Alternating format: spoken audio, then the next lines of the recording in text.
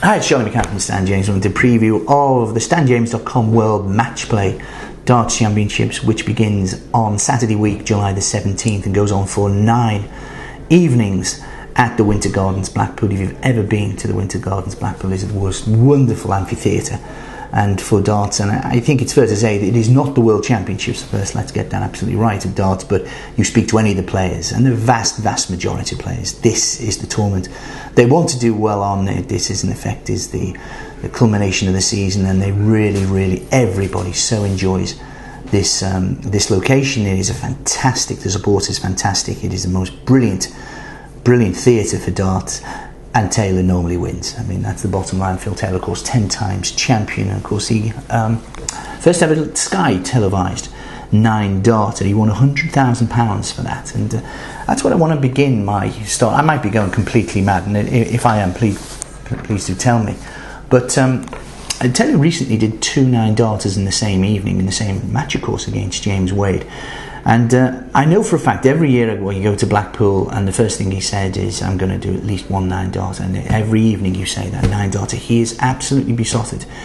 There's only been 1 9 darter in the last ever televised at the Winter Gardens. So what I'm going to say next is I think you should back at 50 to 1 with StanJames.com, with ourselves. I think 3 or more 9 darters. Now again, I think apart from when Phil plays, perhaps certainly in some of the early rounds, I think all the games are going to be competitive. With that in mind, you've got him recently, you've had Gary Anderson get a 9 darter. I think you've certainly had Merv King against Gary Anderson. You've got people like Mark Walsh, you get them sort of quite regularly on the floor. We've had Mervyn King, as I say, you've had Raymond van Barneveld, and of course you've had Taylor himself with 2.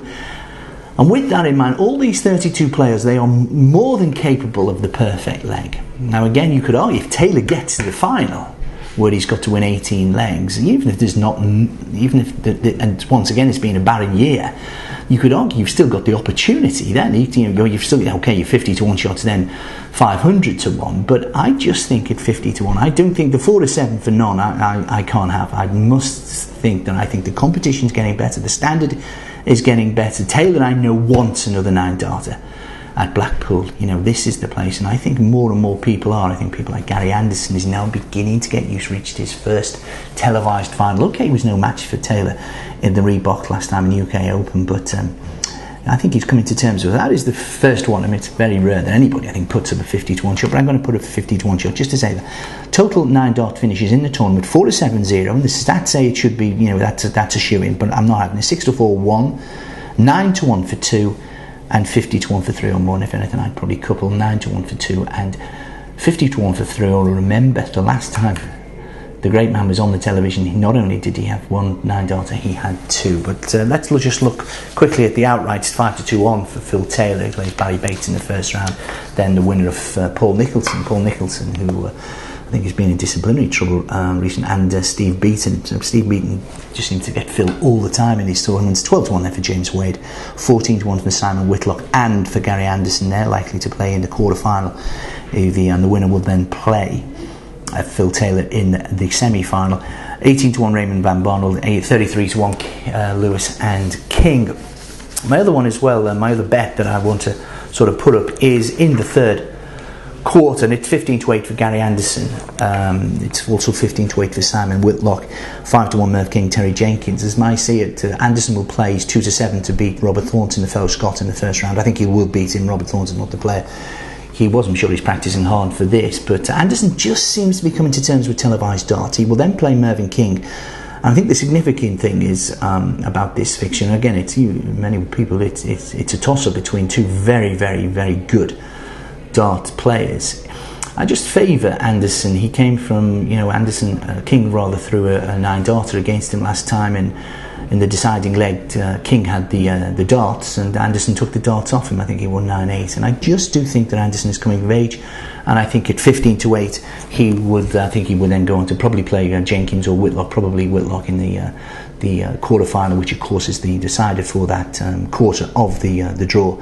I like 15 to 8 Anderson. Just a couple of other, the second quarter, Raymond van Barneveld as the 5 to 2 favours Aidan Lewis. I just favour Andy Hamilton in that. It's 6 to 1, 10 to 11 in the first quarter. James Wade over Ronnie Baxter and Colin Osborne. This looks, probably Jamie Caven in there as well. This probably looks one of the weaker quarters, and of course 2 to 9 for Taylor to win his quarter. We've got also a number of totals, total 180 specials, under 255 11 to 8, over 268 11 to 8, between them 255 to 268 inclusive 11 to 4, and again of course we've got what with the championship winning double B 7 to 4 for any other than the ones I'm going to give, including the bull 7 to 4, double 22s, double 16 threes, double 10 at 8, and double 8 also at 8 to 1. We've got do check out stanjames.com for Phil Taylor's average, tournament average, and his highest winning average, and again a bit of fun there, 105 I think we've got Taylor's tournament average to be. Well, I think he didn't average 100 when he won the final of the UK Open last time, and I think in some of these longer games, if Taylor gets to about 16, whatever, 16-5 up and things like that, say maybe in the final, unless he's going for another 9 darter, I think maybe